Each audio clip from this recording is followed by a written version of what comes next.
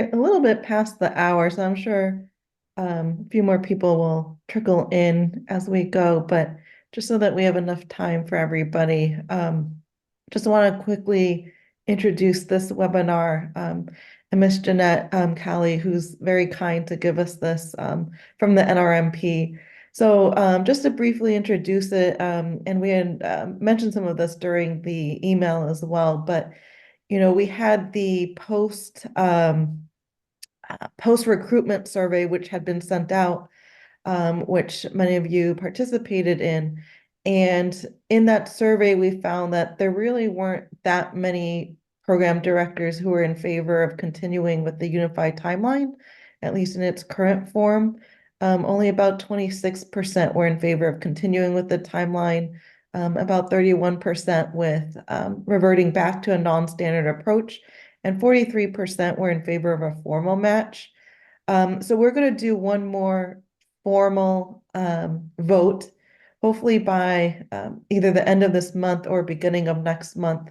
But before we take that vote, we thought it'd be important to have an information session for those who wanted on the NRP match so that you could learn more about it, basically to make a more informed decision on how our program directors want recruitment to go in the following years. So with that said, thank you to Jeanette Calli for joining us today. And I'll let you go ahead then. Thank you. Thanks so much, and thanks for having me. Let me hop in here and share some slides with you. Let's see, make sure I've got the right screen here. Hopefully you all can see the slides. Thanks for having me. Really happy to be here and happy to talk with the group today about the match. And I'll make sure I leave some time at the end for questions and make sure that we can give everybody as much information as possible about the match. So my name's Jeanette Calli. I am the Chief of Match Operations, which basically means I run the day-to-day operations of the matching programs, including both the main residency match and the specialties matching service, which is the fellowship matching service that we have across the NRMP. I've been with the NRMP for almost 10 years now. Prior to that, I worked with the Association of American Medical Colleges with a program called Careers in Medicine, helping medical students figure out what kind of doctors they want to be and go through the match. So I switched sides about 10 years ago and have been really thrilled to be a part of the match and the important work that the NRMP does to help with the recruitment process in medical education. So this is a little bit about what I'm going to talk about today. Talk about our matching programs just a little bit. Most of you are fairly familiar, hopefully, with at least the main residency match, but we'll talk about the scope of kind of what we do, talk a little bit about what it takes to join the specialties matching service as a specialty, talk a little bit about some of the benefits that hopefully you all will be able to see some of here today, and then get into really just some of the logistics and details about how a match would work for your specialty. So things like match fees, policy, all that good fun stuff. So then we'll make sure that we get to your questions. So to really kick it off, this is the NRMP has two primary matching services, which the first is, of course, the main residency match. That's the big boy. We're actually in the middle of that right now. We get ready to open ranking to all the programs and applicants actually next week. So exciting times here in our office. We match, obviously it's a really large match. Last year, there were over 42,000 active applicants. That means applicants who actually submitted a rank order list of programs for over 40,000 positions. So it's a really large match. It runs for about 9 months. So it's obviously larger scaled there. And it has a supplemental offer and acceptance program, which is for applicants who don't match and for programs who do not fill at the conclusion of the match. So it's a little different in how that works from the fellowship match. So all of our fellowship matches are actually in what we call the specialties matching service. So we run 22 different fellowship matches throughout the year. So everyone's like, the NRMP, what do they do besides in March have match week? So we actually do a lot. We have 22 different matches that run throughout the year. And that's for 73 different subspecialties throughout medicine. So you can see kind of the scale of that there. We're now closer to almost 6,000 programs in the match, with more than 13,000 positions. And you can see there what it looks like in terms of some of the fill rate for both positions and programs there. There is kind of a primary difference, and I alluded to that just a minute ago, in terms of the main residency match, of course, being as large as it is.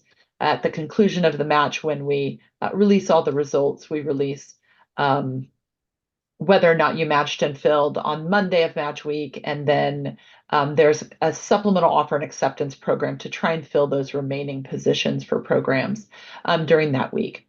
It's a little different in the fellowships. The fellowships, we release the results to both applicants and programs at the same time, and it's more of a traditional scramble. For those of you who are familiar with that term, we release the results at the same time, and then we release lists of unfilled and unfilled programs to the unmatched applicants, and the unmatched applicants to the unfilled programs. And the programs and applicants can then pursue each other based on those lists. So there are some differences there, but you can see kind of the scope and scale of what we do with the NRMP. So we do have some criteria, some specialty criteria participation for participation in the specialties matching service. So, and this is at the individual kind of program level. Programs have to meet one of the following criteria. They have to either be accredited by the ACGME or another entity that is deemed acceptable to the NRMP, affiliated with an ACGME accredited program in the core discipline, so in this case, pathology for you all, or lead to specialty certification or oversight by an ABMS board. You all are, I believe, accredited by ACGME, so shouldn't be a problem there in terms of that criteria for participation for your programs. However, for all NRMP matches, both at the main residency match and the specialty level, the NRMP does require that the institutional official, what we call the IO, it's usually the ACGME designated institutional official, they assume responsibility for the program's participation in the match. And for unaccredited programs, they do have to attest to oversight and affiliation with an institution. So there is some oversight at the GME level for a program's participation in the match. So we manage the match kind of at the NRMP level. The specialty works with us as a kind of a liaison and a sponsoring organization for the match. And then your individual institution GME office also provides oversight of your program's participation in the match at the institution level. So those are kind of the players and how everything kind of works together. And really the reason for the oversight and the pieces of it is just really to make sure that the fellowship training that is being provided in the match to applicants is good training and is quality training in it, and that fellows are not solely being used as just faculty, and that there really are kind of learning opportunities that are happening for the fellows. Of course, you all are ACGME accredited, so that should obviously be happening anyway.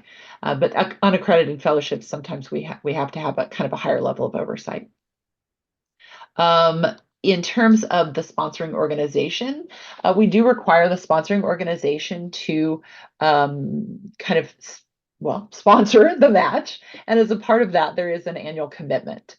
And so the annual commitment is that 75% of the programs nationally with available positions will register for the match. So when we say with available positions, that means if there's a given year where your program isn't going to participate because they're not going to have an incoming fellow, then that does not count against the 75% participation level required for the match.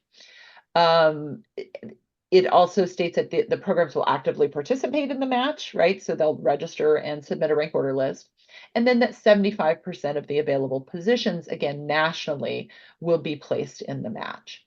So the reason we have these thresholds of 75% is that we know that that is the best likelihood of your match being a success.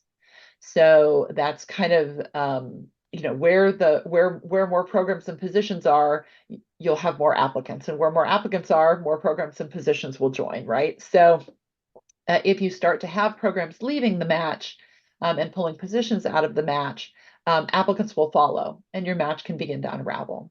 So we do require that 75% participation level to make sure that your match, frankly, just stays healthy. It's not 100% participation, right? We can't require everyone to participate in the match. And we know, of course, that there will be some programs, for instance, if you have an internal candidate and you are not going to participate because you want to make an offer to an internal candidate, you can certainly do that as a part of the match and, well, as outside of the match and not participate, but know that it does impact that participation level for the specialty as a whole. You can, of course, have still internal applicants in the match. If you participate and you have an internal applicant that you want to make an offer to, you can let that applicant know that you intend to rank them first. And if that applicant ranks your program first as well, then it's a guaranteed match. So we do encourage programs, even with internal applicants, to participate in the match. Because one, it helps those participation levels for the specialty as a whole, but it's also just kind of the fair thing to do for the trainees as well, especially if they would maybe like to look outside of their home institution. But sometimes that can be uncomfortable. So we encourage programs to still give them that option. But we can talk more about internal applicants in a bit. So that's the participation criteria that we look for.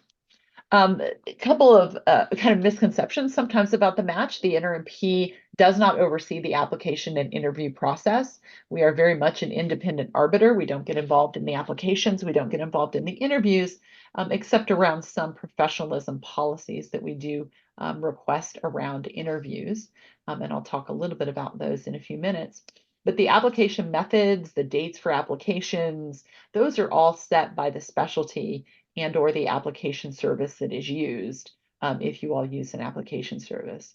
Same thing with interviews. Interviews are not set by the NRMP either. So really it's just kind of building the framework for those things around the match dates that the specialty chooses. So we'll talk actually next about the schedule and what that looks like for pathology. But the NRMP does not kind of set those things. We are not responsible, or we don't provide an application service. We try to maintain independence and only do kind of that matching piece to make sure that everything is fair and transparent. This is the proposed 2025 pathology fellowship match. So currently in the NRMP, we have one pathology fellowship, which is forensic pathology. And traditionally, so far, this will be their second match year. They have an early February match open with a late April, early May match day. And so you all are not the only pathology subspecialty that is inquiring and interested in starting a match or joining the match. And so what we would look to do is to create a pathology fellowship match wherein all the subspecialties within pathology would participate in the same match. So that would actually allow applicants to cross-rank specialties if they're interested in more than one subspecialty within pathology. It also allows for couples matching. I don't know how rampant couples matching will be in a pathology fellowship match, but it does allow for that if applicants would like to do that. So the proposed 2025 pathology fellowship match for the 2026 appointment year would have a match registration opening on February 5th. That would mean that that's when the programs can begin registering their kind of individual user accounts. So the programs directors and program coordinators would be able to go in and actually register in our system. And then ranking would open on March 12th. So that's when you would want to kind of shoot for your interviews to be beginning to wrap up. Because then you would need to make sure that you've decided on your quota changes, or if you're intending to stay in the match, that quota change and withdrawal deadline is April 2nd. And so the quota is the number of positions you intend to fill in the match. So we would need kind of that final answer of your quota by April 2nd of 2025. And then the ranking deadline would be April 16th. That's the final date to have your ranking, your rank order list for your program or programs in the NRMP system. That would also be the ranking deadline for applicants as well. So both programs and applicants would submit their rank order lists by the 16th, and then match day would be on the 30th. We would run the algorithm in between those dates, make sure that everything ran correctly, get all the reports and data ready for you all for match day on the 30th. And then, of course, training would begin on or around July 1st of 2026. So as I mentioned, on that match day, there is no SOAP process, but there are unfilled and unmatched lists that would be released at noon on match day. So we would release the list of unfilled programs to the applicants who did not match, and we would release the list of unmatched applicants to the programs who did not fill. And from there, those programs and applicants could reach out to each other to try and fill those remaining positions. At that point, the NRMP is basically out of it. We provide the lists, but it's between the applicant and programs to kind of fill those remaining positions using those lists. Some really nice benefits of an NRMP match that I would encourage you to think about as you're considering this process is that the match really kind of does a great job in terms of eliminating some of the pressures from a traditional kind of recruitment process. It's really an even playing field. All participants follow the same rules, adhere to the same deadlines, and you don't have to make these premature decisions based on incomplete information. All offers, acceptances, and rejections all happen at the same time, right? So you are creating your rank order list based on all the information. You know who all your applicants are. You've interviewed all of your applicants. You can say objectively, well, hopefully as objectively as possible, these are the applicants I'm interested. This is the order of my true preference that I want to rank them in. And from there, the algorithm makes the best match possible. And so everybody, same thing with applicants. They've looked at all the programs, they've interviewed where they want to, they've applied and interviewed where they want to apply and interview. They've looked at all of their options, and they are also making a rank order list based on true preferences. And so all those acceptances and rejections all happen at the same time versus kind of that standard offer date where you're kind of waiting on decisions to be made and having to scramble and move things around and try to make decisions on the fly based on what happens with those standard offers. So it really kind of promotes fairness, and everybody can consider all their options. There's no pressure on programs to extend early offers to get best candidates. It eliminates problems if you go back to kind of a traditional, just everybody for themselves model. You have problems like applicants holding on to offers or reneging on offers when they get a better option. So the match is really the fairest way to kind of get rid of those really traditional recruiting problems that can happen. What we tend to see with specialties that don't have a match is that the recruiting process keeps moving earlier and earlier every year because somebody is out there making those early offers as possible to try and get the best candidates as possible. And the match really eliminates a lot of all of that. Of course, I alluded to the algorithm, and we'll talk a little bit more about the algorithm in a few minutes. But the match yields the best outcome because that algorithm is used to place applicants in their most preferred training program that also prefers them, right? So you have to have the mutual ranks in order for a match to occur. No applicant or program can match to each other where they both didn't rank each other. So it creates a stable marriage. And that basically means that every applicant and program preferences are optimized. So there's no program or applicant matched with another who would prefer to be with each other. So that's really what the algorithm does. And of course, research on the algorithm used by NRMP was the basis for awarding the Nobel Prize in Economics in 2012. So, really kind of eliminates that uncertainty and churn. Especially if you decide to go with that unified offer timeline, there's still some of that churn while applicants accept and turn down offers or get additional offers during that decision period. So we encourage you to think about, really simplifying the appointment process. And we do have a lot of good tools and resources to do that.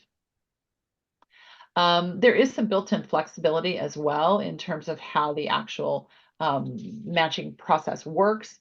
There are some things built into our systems where you can have, for instance, multiple tracks. So if you have more than one position and you have a particular training focus or a particular location, there are lots of ways that you can make tracks for your program. that each track would have its own unique rank order list where you can rank applicants who are interested in a particular training focus, for example. So the example here is we have a lot of fellowship programs where there's a clinical focus and a research focus. So it just varies depending on the specialty, kind of what those would look like.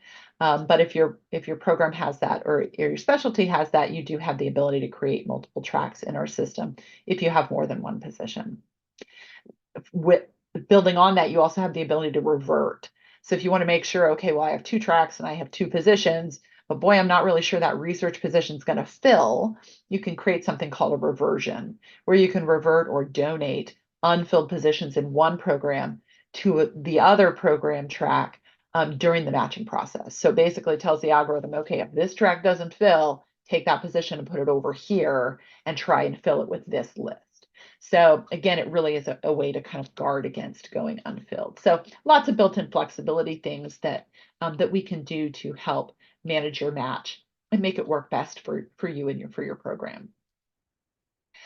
So wanted to talk a little bit about in more depth about how the actual algorithm works. I don't know how many of you are super familiar with it. There are always a lot of myths and misconceptions. So I kind of always like to show this just so you can get a feel for how the actual algorithm goes about making the matches. And so we created a video for this. So I wanted to show that. It's about 5 minutes. So, but let me just kind of play this for you, and then I can answer questions.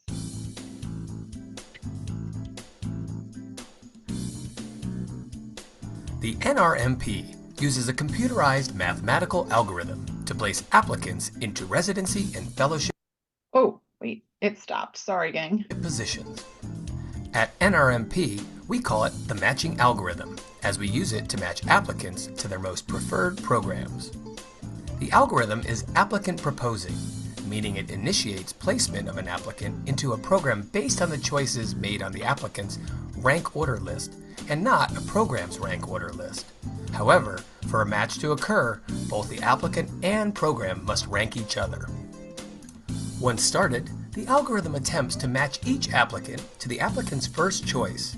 If that can't be guaranteed, the algorithm will try to match the applicant to the second choice, and so on, until the applicant is matched or all choices have been exhausted. Let's run a match to see how it works. 5 applicants, Arthur, Sunny, Joseph, Latha, and Darius, and 3 programs, Mercy, City, and General, have submitted rank order lists. Each program has 2 openings. Starting with Arthur, we see he ranked only City. Because the algorithm is applicant proposing, it will attempt to match Arthur to City.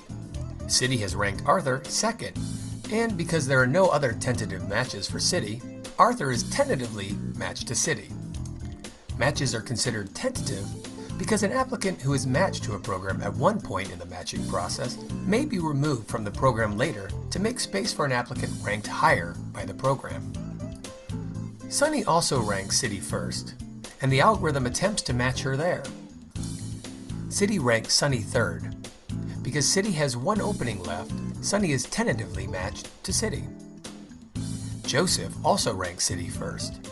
The algorithm attempts to match Joseph to City, but because both openings are tentatively matched to higher ranked applicants, Joseph can't match at City. The algorithm now attempts to match Joseph to his second ranked program, General. General has ranked Joseph third, and since there are no tentative matches for General yet, Joseph is tentatively matched to General. Latha ranked Mercy first, but Mercy didn't rank Latha, so she can't match there. The algorithm moves to her second rank, City. City has ranked Latha, but City already has its 2 positions filled with more preferred applicants. She cannot match with City. The algorithm attempts to match Latha to her third rank, General, which has 1 unfilled position, so Latha tentatively matches with General.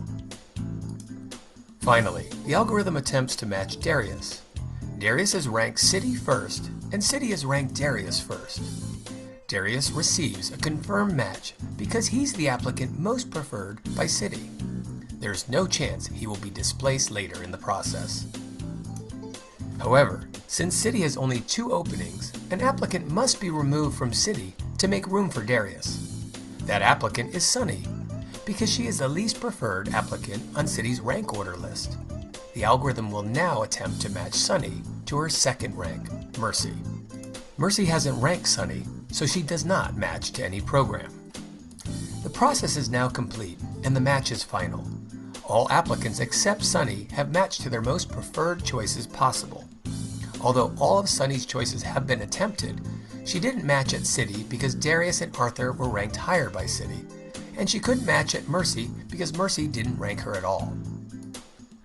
City in general filled all of their positions, but Mercy is left with both positions unfilled. Mercy didn't use the match to its advantage because it submitted a short rank order list. Joseph, Latha, and Darius used the match to their advantage by ranking all acceptable programs at which they interviewed in their preferred order to maximize their chances of matching. Arthur took a real risk by ranking only City. Data showed that applicants with short lists have a higher likelihood of being unmatched. Remember, a match commitment is binding, which means an applicant is obligated to accept the position and begin training if a match occurs. To learn more about the matching algorithm, visit the NRMP website. All right. I always feel very bad for Sunny. I watched this video a lot and I still feel bad for her. Oh, wait, hang on. Oh, we don't want to play it again. Okay, so as you can see, if the process can't match an applicant to the most preferred program, proceeds down the applicant's list rank by rank until a tentative match is made or until it reaches the end of the list. So if no tentative match can be made, applicant will go unmatched. So and couples, you hear about couples matches, not actually a separate couples match. Couples obtain a match when the algorithm is able to place both partners in their highest ranked pair of programs. So basically takes and pairs two applicants' rank lists together and makes a match based on those pair of ranks. So that is generally how the algorithm works. And it's interesting to always see how many people have misunderstandings about how the algorithm works. So we do always like to show kind of what the process is behind it. We always strive very much for transparency in terms of the match. So the algorithm is out there in the public domain and how it works. So we always want to make sure everyone has a good understanding of that in terms of what they're signing up for. In terms of the match fees, when we talk about the match fees, there are some match fees, obviously, for participation. There is no cost to the sponsoring organization, but both applicants and institutions do pay a fee for participation in the match.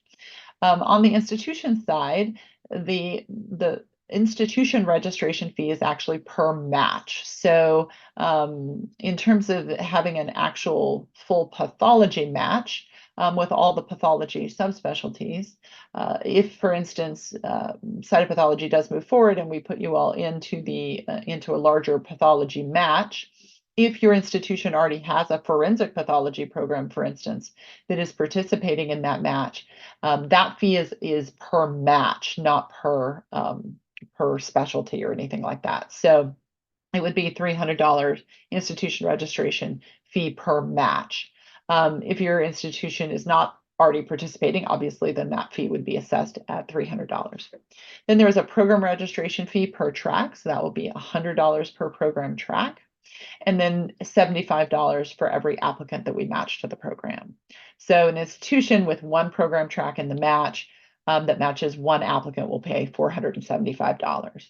So along with having to kind of have the oversight piece of your program's participation in the match, the institutional official would have to do things like activate your program for the match, approve any quota changes, number of positions in the match, approve any withdrawals, approve any reversions, but they also receive the bill at the conclusion of the match. Now, whether they pass that on to the individual department is up to the GME office, but the institution official is the party that is billed for participation in the match at its conclusion. Applicants do have a registration fee. That registration fee actually was dropped 2 years ago from $85. It's now $70 because where we can, as we assess our fees and our finances. Our board is always very cognizant of trying to relieve any burden as much as possible on the applicants. So they have worked toward reducing applicant fees. So the $70 registration fee allows an applicant to rank up to 20 programs. At the fellowship level, that is usually more than sufficient. It's very rare to find residents who are interviewing at more than 20 programs at the fellowship level. We always keep an eye on it, though, to make sure that if we need to change that number of ranks that you receive for your registration fee, we always kind of analyze that to make sure that that is still a sufficient number and that we're keeping up with that for the applicants. There's also a couple fee if applicants register as a couple, and then if they do rank beyond their 20 ranks, if they do want to rank more than 20 programs, it's an additional $30 per program code that's ranked. So those are the fees in terms of match participation. And then I've mentioned a couple of times there's some policy wrapped around this, right? So one of the biggest things that we really strive to do is make sure that the match is fair and equitable for all parties. That means applicants and programs and institutions. So the first thing, most important thing, is that the match creates a binding commitment between the program and the applicant. So the ranking of an applicant by a program and the ranking of a program by an applicant establishes that binding commitment to offer or to accept a position if a match results. So all match participants sign a match participation agreement as a part of the registration process. So when that match opens, you'll receive an email that says, hey, it's time to register and you need to sign your match participation agreement. So the agreements are designed to ensure that kind of fair and equitable matching process. It's really the rules of the road. So that's what really kind of creates that binding commitment. As a part of that match participation agreement, we also have rules around providing complete, timely, and accurate information to each other.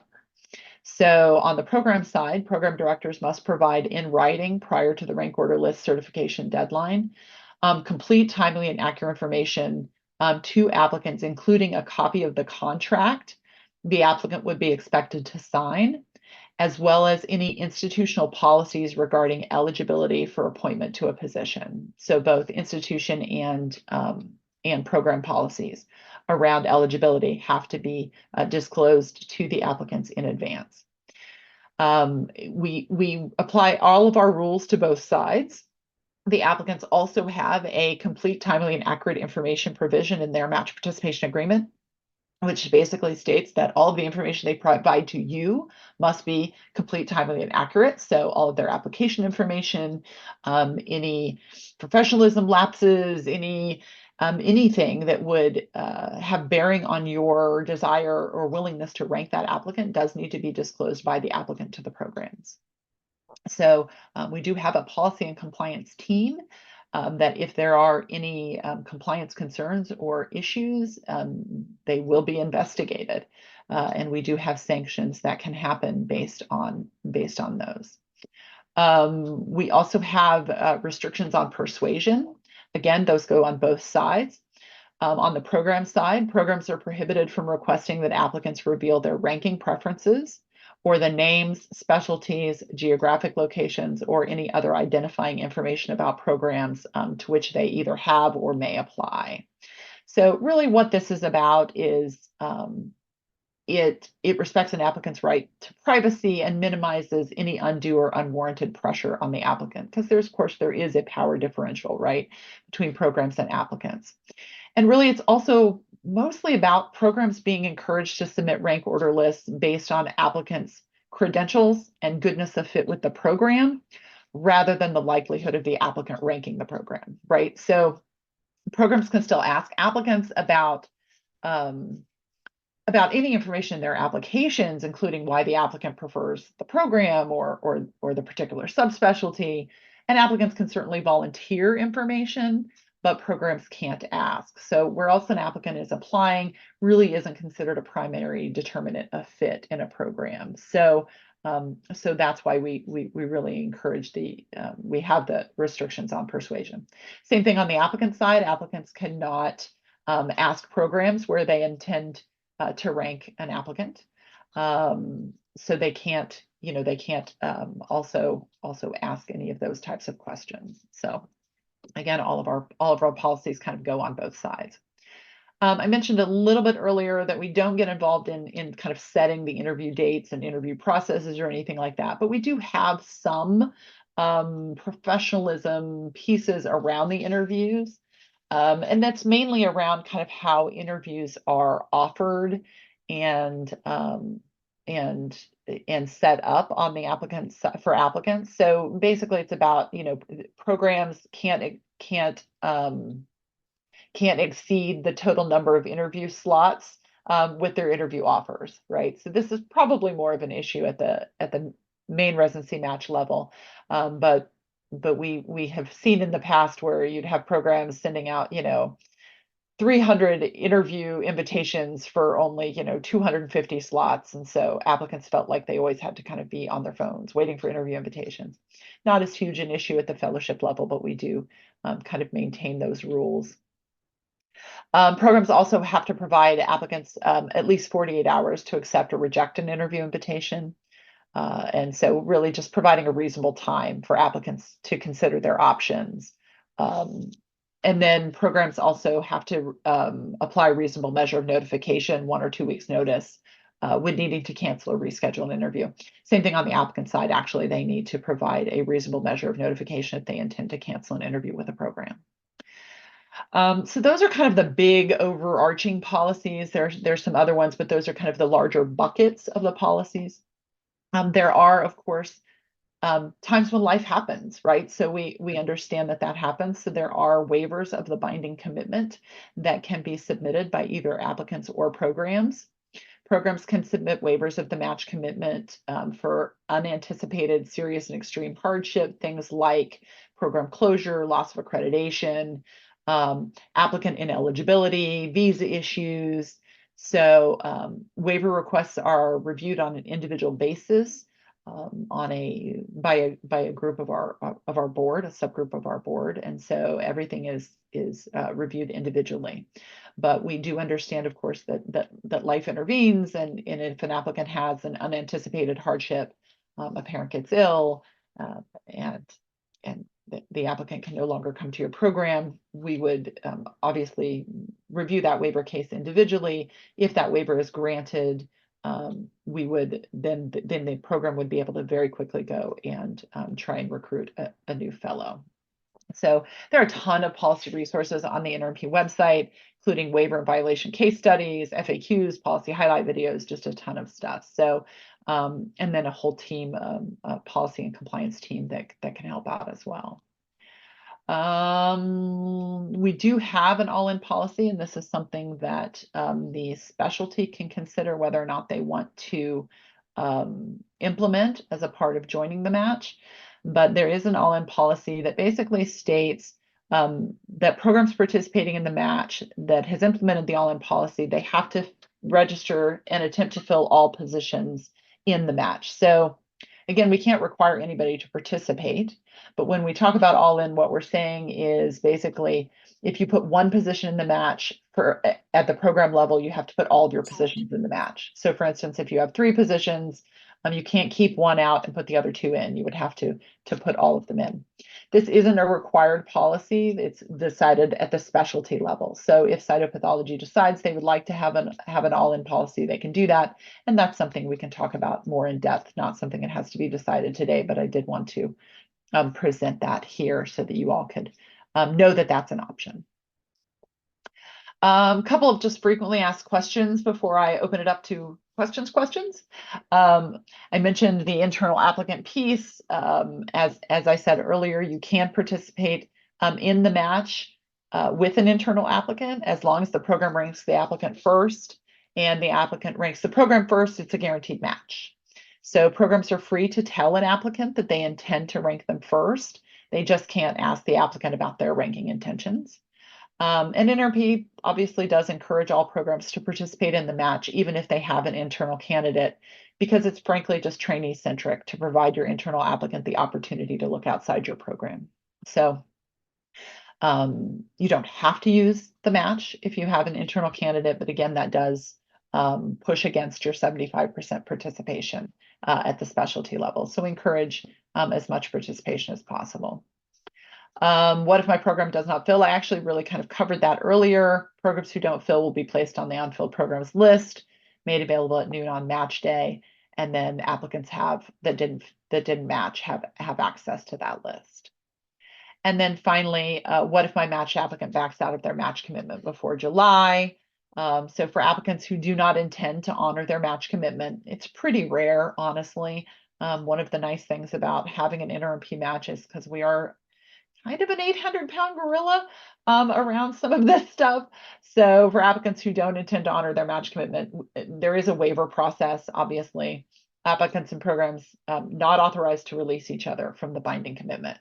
So those waivers can be requested. And so the program would say, hey, they're not coming. And if it's a violation, we would investigate the applicant, but immediately grant a waiver to the program so that you could go and recruit a fellow. So so there is kind of a process there around that. Last but certainly not least is the data and reports. The match produces data and reports that will help the specialty inform your workforce planning. We have lots of reports, applicants, program directors, medical education community get lots of valuable data about match outcomes, training preferences, and you will start to get a kind of what your specialty looks like in terms of the recruiting 50,000 foot level. You can see there, it might be a little harder to see on the screen, but you can see kind of what trends look like as you have a match, you know, the number of programs, the number of positions, the number of applicants, and how those change over time. So we do release the results and data for the entire specialties matching service. We release that usually somewhere between February and April every year. And then last but certainly not least, we have a ton of support guides and video resources, step-by-step, click-by-click of every function in our system to help you through this process, because we certainly don't want to make it hard. So there are some kind of next steps, and these are more for the sponsoring organization, and I can talk with, you know, kind of the leadership, but basically, you know, it's getting to that 75%, right? It's the community deciding that this is the right thing for our specialty and to do for our applicants. And so that's really the first step, is getting to that threshold so that we can make sure that your match will be a success. We will, you know, if you're getting close to 75% and you want to kind of give it a shot, as long as you're close to that number, you know, we would embark upon a match with you. But it's when there would be a pattern of falling significantly below the 75%. It's not like we would say, oh no, 1 year you fell below the 75%, no match for you. We would not do that to a specialty. We would work with you to try and see where the issues are, see if we can get that number up. And then if it becomes a consistent thing year after year, then that's something we would have to talk about, just to make sure that the match is not unraveling. But I don't want you to think that it's like, oh my gosh, 1 year we hit 74% and the NRP is going to take our match away. That's not how we would function. So we do try to be reasonable despite our 800-pound gorilla-ness. So that would be the primary next step, is really surveying program directors, ensuring the specialty will meet that 75% participation criteria. And then there's a match sponsor agreement, that yearly match sponsor agreement that would need to be signed. And then from there, there's lots of other stuff, but we'll get to that checklist later, because I want to leave plenty of time for questions. And so let me open that up now. And I will stop the screen share. Well, thank you so much for that presentation. Very informative. I should have clarified before we started, it's okay for us to provide this recording as well as these slides to our program directors, correct? Yeah, I'll send you a PDF version of the slides. Absolutely. Perfect. Thank you. No problem.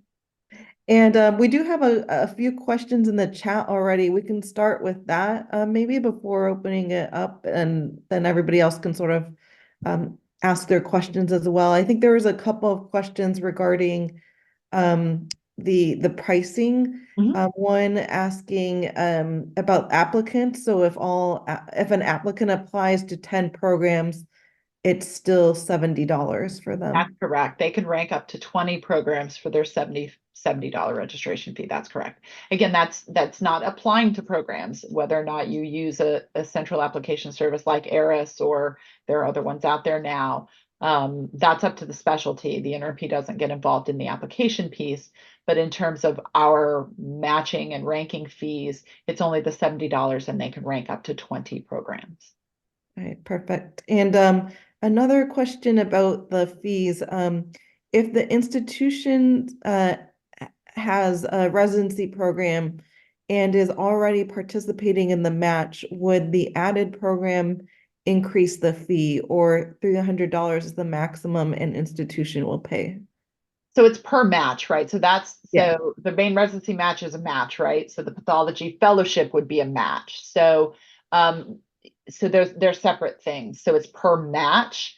So if your institution has other subspecialties programs participating in the pathology fellowship match, it would only be $300 total for that institution's participation in that pathology fellowship match. So for instance, if cytopathology joins and hematopathology joins and the surgical pathology subs join and your Emory and all three, cytopathology, hematopathology, and I don't know, renal surgical pathology joins, it's still just $300 for Okay. that institution to participate in the pathology fellowship match. Okay, perfect. So this applies to fellowships, not the residency. Correct. And it's per fellowship match. And so, like I said, we have 22 different fellowship matches. So it's per match.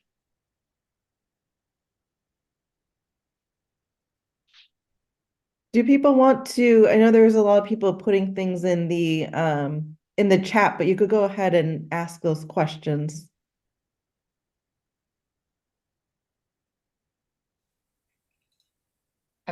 I can pull some from the chat too, if that's helpful. May I ask a quick question? Well, first of all, thank you so much. It's Sure. a really enlightening presentation.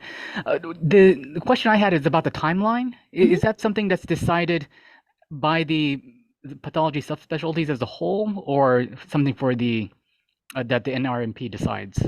Yeah, so we decided in conjunction with the sponsoring organizations, right? So yes, it would be with the pathology subspecialties as a whole basically decide on that timing. In this case, forensic pathology went first. So they are the ones that kind of basically chose those dates. My understanding so far is that that's generally been an okay date pattern for the pathology subspecialties I've talked to who are interested in a match so far.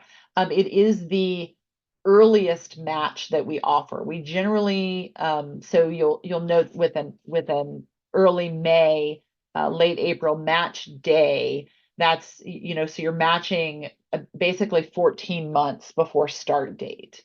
And so we generally try not to match any earlier than that, simply because that's when you start to get a lot of waivers and applicants who have life intervening, right? So we generally won't do matches that are too terribly much earlier than the 14 months, but some of our fellowship matches, so for instance, sports medicine, just had their match day on the 8th of January for a July start. So it ranges anywhere from, a 7-month, from match day to start to 14 months, which is what pathology is currently on. Yeah, so we've had some background discussion. So we have the Association of Pathology Chairs Fellowship Ad Hoc Committee. And so basically we would try to get everybody, all the subspecialties who want to do a formal match, be on the same timeline. And partially because that way you'd have one registration fee, or else it would start adding up. But also the timeline that forensics has is probably the most ideal one too, for the reasons that were stated, especially because it's closer to the start date. And I think that was one issue with the unified timeline, is that we were still quite a while out from the initial start time. So it could help decrease the number of last minute dropouts. Yeah, and we would work with all the specialties within pathology. For instance, so we've moved very, very large groups of subspecialties before. We've got one match, our medicine and pediatric subspecialty match has 18 subspecialties in it. So herding cats has become my specialty. So, so it's certainly something if all the pathology, subspecialties wanted to kind of come to an agreement on a date, the NRMP is happy to put your match wherever it's going to work best for the specialty as a whole. Dr. Becker? Yeah, so thank you for this. So thank you. This is very helpful, but you had one slide where you talked about benefits, but you didn't have another slide that talked about cons. And I would say that one issue for cytopathology, which is probably different from forensics, because I have a feeling that people who apply to forensics really want just forensics. A lot of people who apply to cytopathology are interested in other things too, and they may be applying to more than one program. So I could envision a scenario where a resident is applying for cytopathology that's in a match, but is also applying for something else that's not in a match. And, if they hear from that other program first, they're probably going to withdraw and not come to cytopathology. Do you have this kind of experience with other medical fields where people are applying to more than one? Do you get data on that, or is it kind of hard to tell? Yeah, because we don't provide application services, we don't have that application data. We wouldn't know who is cross applying for a particular for some specialties or another. I mean, it's one of the reasons though that we create larger specialty matches. So for instance, at the pathology level, as much as possible. So with cytopathology considering it, hematopathology considering it, and the surgical pathology subspecialties, that's why we want to create a larger pathology fellowship match to allow that cross-applying and cross-ranking for applicants, for residents who are in pathology and considering fellowship. Yeah, I mean, but that's not any different than not having a match, right? So you could still have, an applicant that is applying in one specialty versus another specialty. And if you're not all on the same timeline in general, that would happen whether there's a match or not. But it puts you at a disadvantage if you have to wait until April to get your applicant, as opposed to telling them in October when you interview them that you have a spot available. And if they're applying, a lot of the surgical pathology fellowships are not ACGME, and you had said that they have to be ACGME accredited to be part of the match. Not true. There are 3 ways to be a part of the match, and we're actually talking to the surgical pathology subspecialties. I actually had a webinar with them last week. They can, as long as they're affiliated with an ACGME accredited residency in the core specialty pathology, they can participate in the match. So you either have to be ACGME accredited, you have to be affiliated with a core residency, or you have to be part of an ABMS board. So there are 3 ways you can be eligible, and surgical pathology would be eligible for the most part. Most of their programs would be eligible because they're at institutions affiliated with a core residency in pathology. Yeah, SurgPath is really in the same boat that we're in right now. So they're doing, they have been doing the unified timeline, also on the same timeline that we are, as people know. And they're also considering going to a formal match. So they're going to be going to a vote as well. Yes. I believe HEME already voted to go to the formal match, and they'll be doing that next year from what I understand. So there'll be another one at least. There was, so they're kind of building on that. It looks like Dr. Marshall had a question: what fellowships, non-pathology, have used the match process in the past few years? Any feedback from them? Oh gosh, there are 73 fellowships that are using it, but we have some new folks that have come in. Epilepsy and clinical neurophysiology are new to the match, and they've all been pleased with the match so far. There are always there are always naysayers in the beginning, but to a certain extent there's an if you build it they will come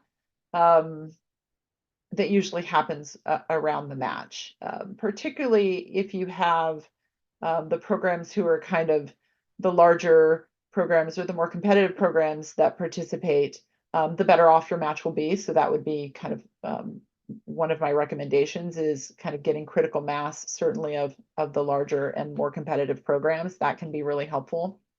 But for the most part, it is pretty rare for us to begin a match and then have a specialty leave. And so I think that speaks to the success of a match. In my time, we've only had one fellowship, that was headache medicine, that stopped their match. But then they have since come back. Actually, we restarted their match about 2 years ago. So it's pretty rare once you implement a match for it to go south. Again, as long as you're vigilant about it, and as long as you kind of keep the conversation going about the importance of the match, and everybody playing by the same rules and participating. So. Yeah, one thing I just want to quickly add to is that with any system that we have, there's going to be pros and cons. And so I think we're trying to find the system that has, a balance between that, both in terms of programs and, um, our approach to things, as well as for applicants.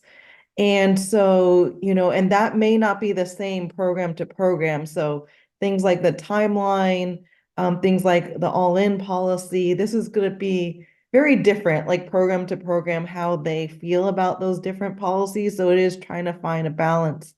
I'll say for like the all-in policy, because that's come in to play, is that in the past, at least with the unified timeline, we did get a lot of complaints in the beginning about programs who were putting in just some of their spots, not all of their spots. And so last year we moved it to an all-in policy. So I think that probably would be something that we would entertain for going to a formal match as well. But I can certainly see how other subspecialties are approaching this. Jeanette, do you have a recommendation in terms of should it be all in for programs or? Yeah, I mean, I think all in is, well, first of all, much depends on, how many of your programs have more than one position, right? So if they're not a lot of programs with more than one position, it's usually not as helpful.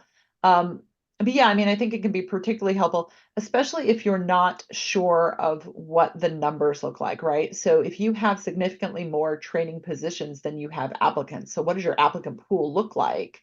It can be helpful to have that all in policy, because you don't want people picking off an already short supplied applicant pool. So it's been most successful in the specialties where the number of positions outstrips the number of applicants in the pool. So generally speaking, I mean, I think it's a good policy. It's a recommended policy. If your specialty does use ERIS, for instance, and you are implementing the all-in policy, ERIS will help you put teeth to it, or at least they have in the past. It's something you can discuss with them, where they won't send ERIS applications to programs who do not participate in the match, if the specialty is all in. So there are other things that you can do. There are other, and then the specialty also can, potentially do other things to encourage participation. So for instance, in nephrology, again, completely outside of the match, this is a specialty implemented thing. But for instance, in nephrology, and I'm sorry, I know it's 2:00. They won't let fellows or a faculty present at Kidney Week if they don't participate in the match. So there are other things the specialty can do to kind of encourage match participation and make sure that the match stays healthy. So it certainly does take some work, but I think once you get your match going and you see some success, it can be really beneficial to the specialty as a whole. Great. And yeah, like you said, we're at the top of the hour, but are there any other questions that people have?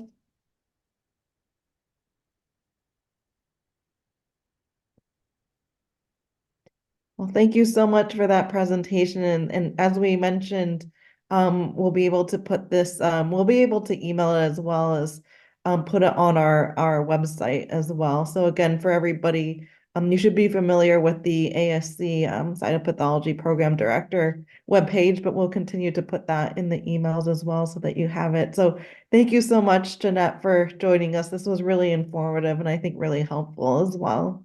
Yeah, no problem. Happy to do it. And I threw my email address in the chat if Oh, anybody thank you. needs it. It'll also be on the last slide of the presentation when you have those.